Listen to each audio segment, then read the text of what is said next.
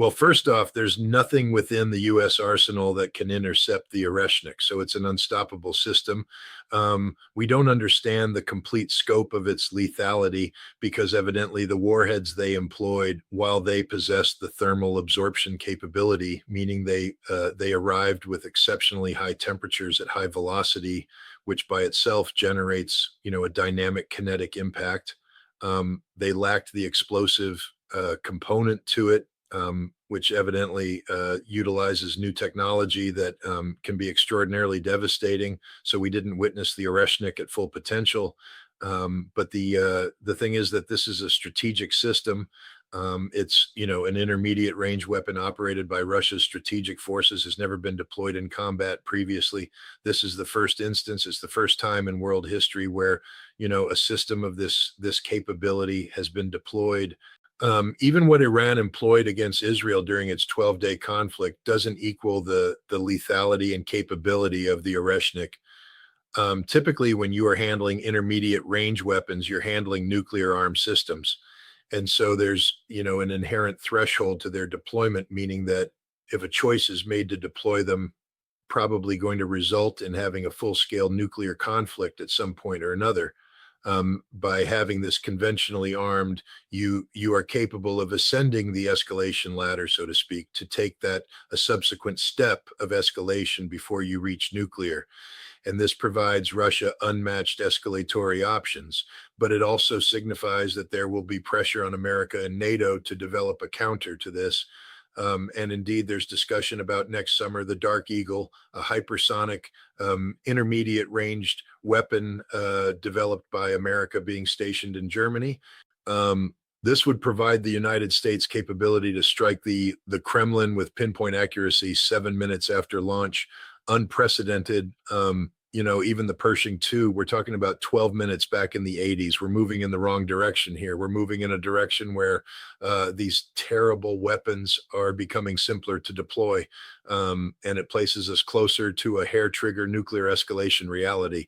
I know there's many people out there that, like to say Oreshnik, but the reality is it's a very destabilizing system. And if we don't discover a way to not only control it, but to be frank, to eliminate it, it's just going to be the harbinger of terrible things to come. I think we're preparing to witness the intermediate nuclear forces, Ver, that, I'm sure we'll discuss it. There's a 28-point peace proposal that's been leaked out there. The authenticity and the completeness of this proposal is unknown at this moment. But in those 28 points, there is a reference to extending the New START treaty, as is no new negotiation, extending it, and then commencing negotiations. So I do believe that America and Russia will discover a way to prevent a strategic nuclear arms race. But what we're witnessing is a repeat of the 70s and 80s when Russia deployed the SS-20 intermediate range weapon. At that time, an entirely new technology to transition Russia out of the liquid fuel models of the SS-4, SS-5 missiles of Cuban Missile Crisis fame and propelled them into the solid rocket motor era mobile weapon with 3 nuclear warheads. Russia ended up, constructing and deploying about 200, and that's 600 nuclear warheads raining down on Europe. And at that time, there was nothing that could match it. We responded by deploying the ground launch cruise missile, the Tomahawk and the Pershing II, into West Germany, into Italy, into Great Britain. And we brought Europe to the brink of nuclear catastrophe. It was very destabilizing. Fortunately, rational heads prevailed, and the Intermediate Range Nuclear Forces Treaty was signed, and these systems were eliminated. I was a proud participant in that process. But Donald Trump withdrew from the INF Treaty in 2019, and now there is no INF Treaty. And one of the things that I discovered is that while the Russians seem to be comfortable discussing their strategic capabilities, heck, Putin came out there and delivered a briefing about the Burevestnik. They published photographs of the Burevestnik. In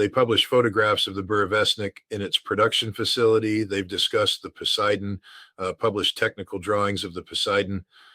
The Yars, again, Russian television crews have been in the production facility of the Yars strategic weapon, et cetera, or the Bulava strategic weapon. But when I made the recommendation that we need to, remove the transparent, we have to be more, the Russia needs to be more transparent about Oreshnik to prevent a nuclear arms race. The Russians were like, no, we're not revealing anything. We're not discussing with anybody about this weapon. We're not giving away any of the data.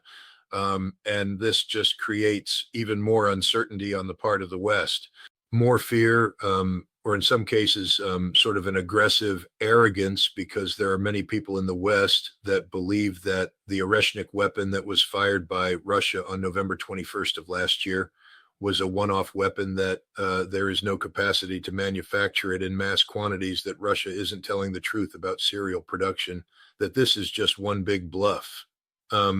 Again, a dangerous way of thinking. Well, naturally, it is Russia, President Putin himself, who offered to extend the New START treaty beyond its termination just 3 months from now. So something's going to have to be accomplished between now and February about the START treaty. I think if I'm reading the tea leaves correctly, both sides will just recommend an X. The treaty cannot be extended.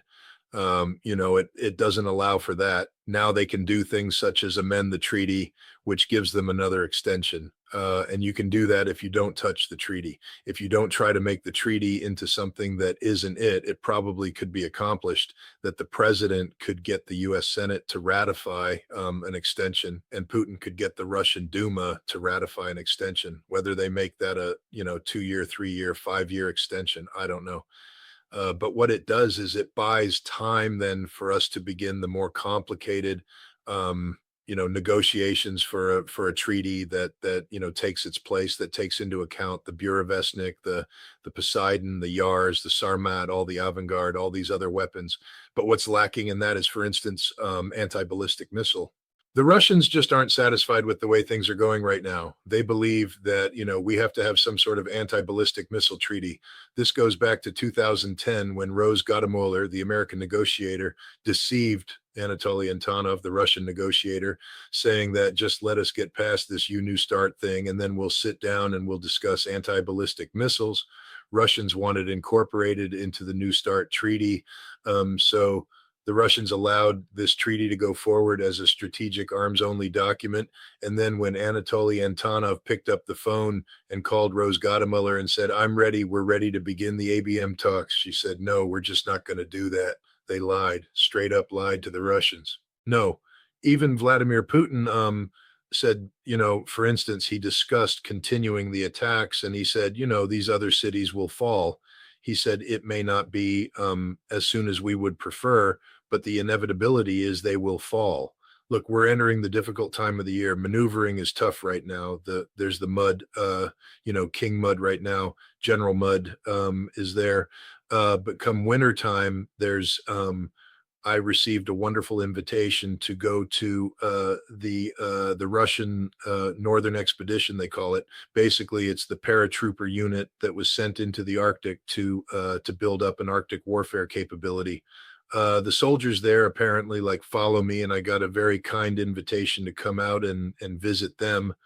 But these soldiers are this winter, once the snow falls, the Russians are actually going to be pulling this unit out of the Arctic and bringing it in for very specific cold weather offensive operations.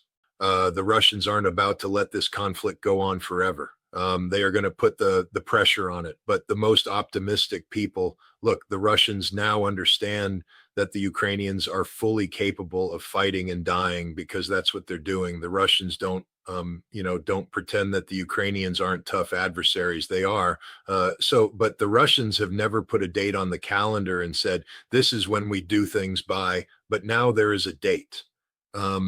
Because the reality is that the Russian economy, in order to keep this conflict level going, may have to transition into a war economy sometime in the middle of next year if this conflict is still going.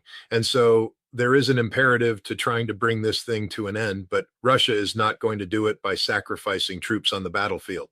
Russia will do it at the negotiating table by trying to confront the Ukrainians with the inevitability of their defeat and their demise, and telling the Ukrainians basically there's an easy way to do this or there's a hard way to do this.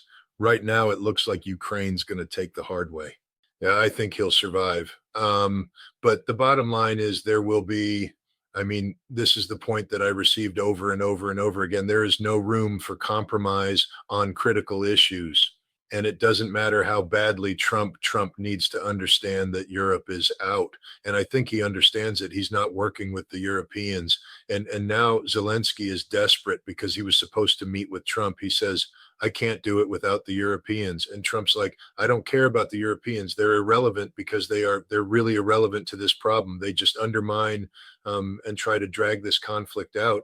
It's Ukraine needs to be told that there will be dire consequences for failing to accept the Russian demands. And the dire consequences means the death, the literal death of a nation. And Zelensky has to understand that that means the literal death of Zelensky. I mean, this man is not long for this world. This is where we discover what kind of leader he is, because he will be killed if he signs his peace proposal. He will be a dead man walking. There's no doubt about that. But is he going to save his life and sacrifice the nation, or is he willing to sacrifice his life for the nation? And we'll discover what kind of guy. I think he's a cowardly, sack of manure who's going to, try to run at the end, but he won't get out of the country. They'll kill him in a heartbeat. Either that, or he'll go on a fake diplomatic mission and never return. But no, it's finished. We're looking at the imminent collapse of Ukraine. The Russians basically have won the energy conflict. They've destroyed Ukraine's capacity to generate electricity. We're entering the cold months of the year. Now, the Ukrainian people are going to suffer like they've never suffered before, and the Russians aren't going to take their foot off of the pressure here. You're looking at societal collapse combined with economic collapse, which will lead to military collapse. And, then the army will have no choice but to surrender or die. Does the Kremlin understand Marco Rubio has the same mentality as the Europeans do, that he and his neocon associates, Lindsey Graham and Tom Cotton, just to name a few, actually want the conflict to continue? They actually think that they can bleed the Russians dry. I think that the Russians are fully cognizant of this reality that but the Russians, I mean, look, Lavrov, people say he got in trouble. I don't think he got in trouble. But he laid the law down to Rubio. Apparently, the phone call that he had with Rubio was not diplomatic, because Rubio was trying to play Keith Kellogg on this is why Kellogg was fired, by the way, because Kellogg was pushing these talking points that, he earned by winning the big medal from Zelensky. I don't know if everybody saw the award ceremony. Keith Kellogg is a traitor to America. He sold his soul to Ukraine. And he got, Rubio to continue to push Kellogg's talking points. And Lavrov set him straight in very undiplomatic terms. Pound sand, go to hell, get out of here. We're not doing this. What part of we're winning the conflict? Don't you understand? And that was a wake up call for Rubio. This is why you notice Rubio is not involved, and he's not the lead on any of these negotiations. Witkoff is driving the ship right now. He's the guy. He and Dmitry have set up a back channel that if this succeeds, and there's every indication that it could, if Trump is willing to, put the pressure on Ukraine that has to be put, this could go down in history as one of the great, back channel deals. RFK Jr. or RFK, I'm sorry, had a, back channel with Brennan to, get the Russian missiles out of Cuba, get the American missiles out of Turkey. Everybody forgets that part of the deal. The Willy Brandt had a back channel with Brezhnev back in the 70s where it helped prevent the spread of nuclear weapons into Germany. And even more recently, again, during the Biden administration, we had CIA Director Burns meeting on a regular basis with Narishkin, the head of the Russian intelligence service, SVR. They weren't able to promote peace, but they did maintain just enough communications to prevent a conflict. And I think Witkoff and Dmitry will go down in history as one of the great back channels of all time if they can pull this deal off. There's fool around and find out. Ukraine fooled around and they're finding out. the Ukrainian army is being slaughtered systematically right now on the battlefield. Again, I saw a comment said online and said, guys, just shut up. If you're going to accuse me of something, do your homework. I've been consistent as the day is long. Ukraine's losing this conflict. They're losing men by the bushel load. And, that's just the reality of the casualty figures today, even though overall the casualty rates is around 10-1. Today, the ratio is much higher because the Russians are dominating the battlefield in every way possible. And that's just the reality. Ukraine's about to lose some of their best brigades, the 25th Brigade, the 38th Marine Brigade, I think the 92nd Air Assault Brigade. These are all NATO trained formations that are now permanently stuck, and they're all going to die. And when they die, they don't just, it's not just the equipment, but it's the trained manpower. And there is no replacement. The replacements are guys are getting bonked on the head and dragged off to rudimentary military training and then thrown to the front line and dying. So this is the reality that Zelensky is facing. The other reality is, the Ukrainians tried to take on, the Russian oil industry and try to harm this. Again, it's a British plan that was, very well researched. I mean, the British found, identified all the nodes where all the energy nodes are, and then, facilitated the Ukrainians with intelligence, and Ukrainians launched drones that were specifically designed to defeat Russian air defense. Wooden drones, slow flying. The radar signature replicates that of a flock of birds. This is the time of year when flocks of birds are flying all over the place, and then they, these drones would hit the Russian, oil refinery, oil distribution, etc. Well, I just again had a fascinating conversation with the guy who is on the committee that marries the Ministry of Defense with the Russian energy, with the oil producing and gas producing energy team on how to defend against this, basically the counter drone program and how to protect the facilities. And he said, yes, we got hit, we got hit, but he said none of it was permanent. I mean, Russia is, after all, giant gas station with nuclear weapons, if you listen to certain people, but they have a lot of parts. And when these refineries are hit, the Russians are able to isolate the damage and then rapidly repair it and get the refinery back up and running. And so, there is no permanent, long-standing damage to the Russian economy, unlike everything that they are saying on Twitter and everything else. There's some temporary shortages in certain areas of the country, driven by, the impact of this, but the diversion of resources, redistribution, and boom, there's no gas lines, none whatsoever. And the price of gas has not gone up that much. It's gone up a little bit, but not that much. There's diesel. So all this fiction you hear on Twitter and everything else just is absolute nonsense. What isn't nonsense is that the Russians have now destroyed every single major electricity producing, facility in Ukraine. None are operational. They're all gone. They're finished. And Russia will continue to pound them. Ukraine doesn't have the capacity to repair them. Europe right now is panicking, trying to come in and find ways to divert electricity into Ukraine, or to help them repair things or come up with generator capacity. But that's it. It's over for Ukraine. And this is the reality. If this winter gets cold, and it's cold, I mean, it's not the worst. The temperatures right now are hovering right around zero. Moscow had its first snow, and then the snow melted. I think there's some patches on the ground right now. St. Petersburg had a significant snowfall. But Ukraine, it's going to get cold. It always gets cold. And come a month from now, going into February, early March, Ukraine's going to be a popsicle with no electricity, no gas to warm it up. This is going to lead to societal collapse. And this is what Zelensky faces. Then we throw on top of that the corruption scandal. We always knew that Ukraine was fundamentally corrupt, no matter how much the Democrats tried to deny it or paper it over. There was a time Seymour Hersh reported on this, where the director of the CIA, William Burns, had to fly to Ukraine and confront Zelensky directly.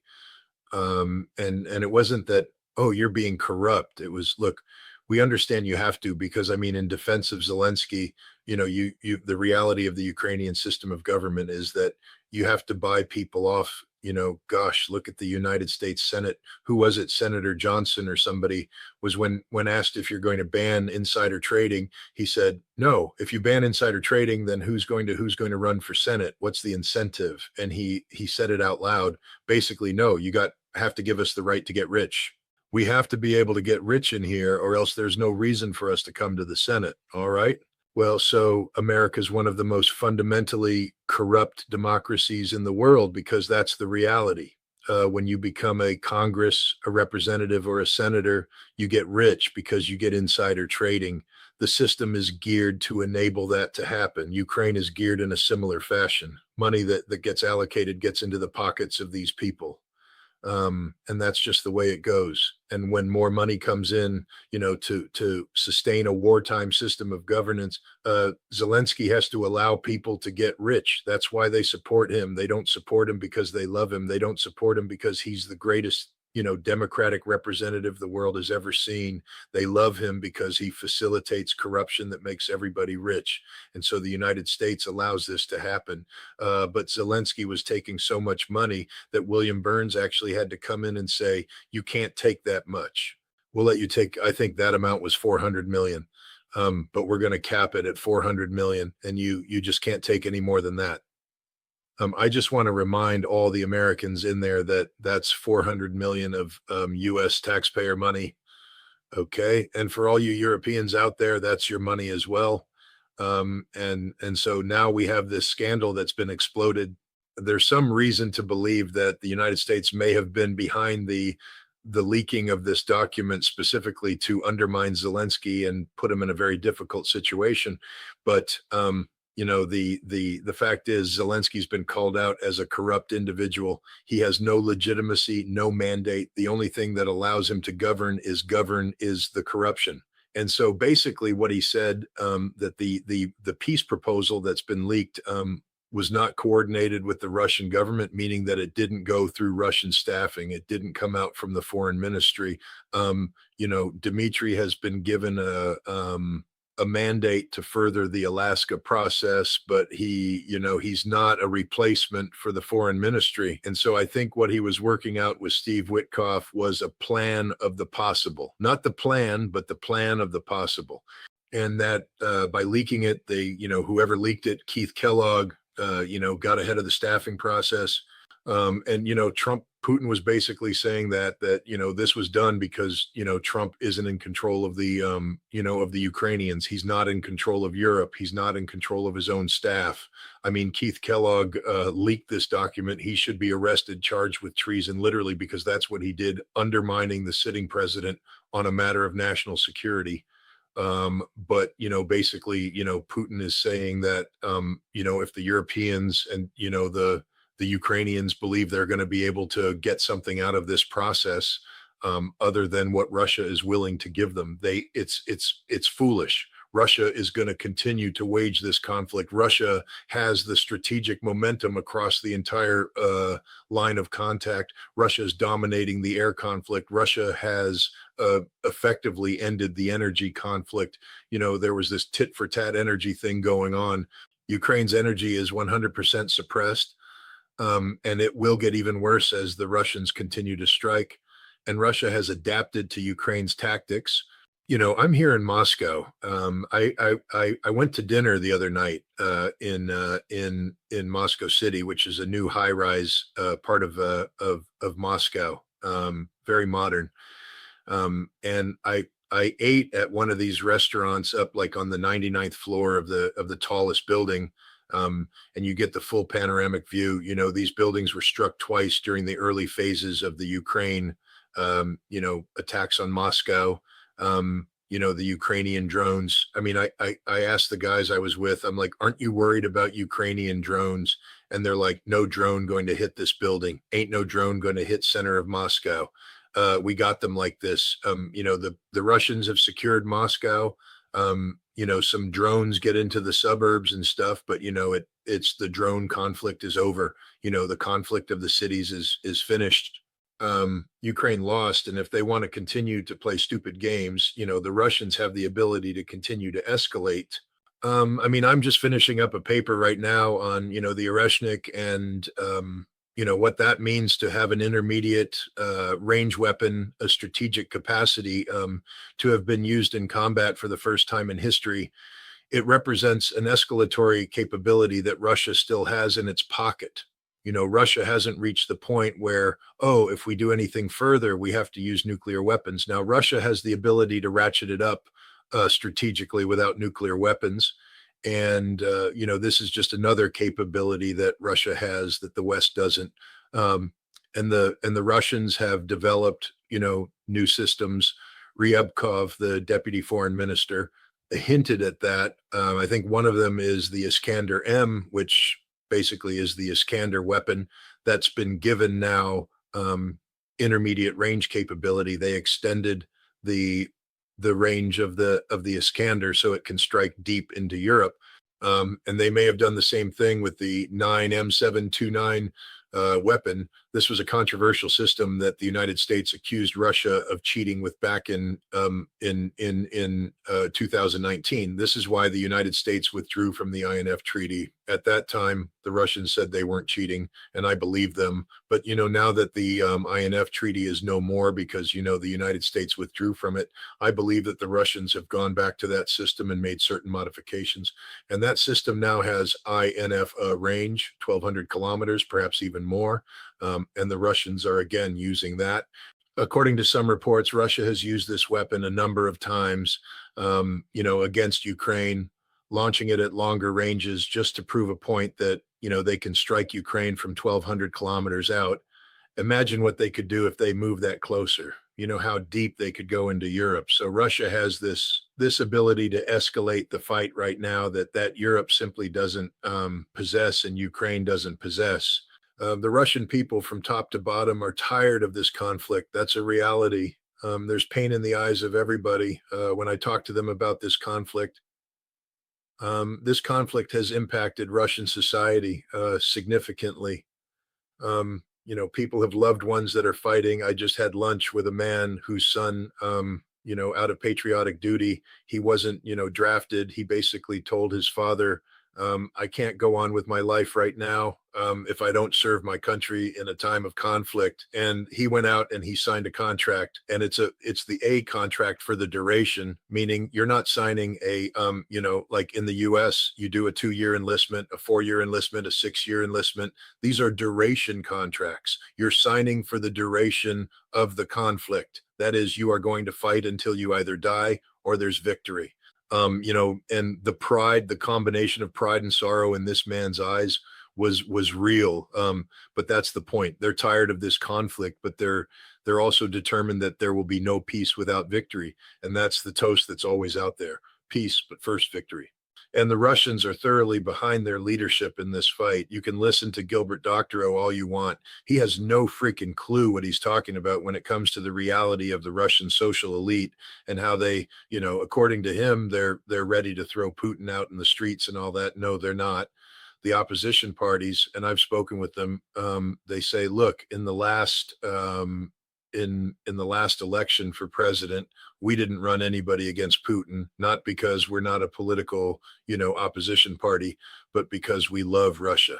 And Vladimir Putin is the leader right now, and we are behind our leader. We will run people for parliament because we want to have our point of view represented, and we want to be able to put pressure on Vladimir Putin. But we're not here to undermine the president in a time of conflict. And this is the reality. The Russian people are thoroughly behind this man and thoroughly behind the concept of winning this conflict. And the other thing is Russia is winning decisively, and people need to understand that this isn't just about what's happening on the battlefield. This has been a broad spectrum attack on Russia through economic sanctions, unprecedented in history. The seizure of assets. Russia faces Russophobia in America and Europe. This is again a broad spectrum attack on Russia, and yet despite everything, Russia's winning, not just a little bit. Russia's winning decisively, and this is a reality.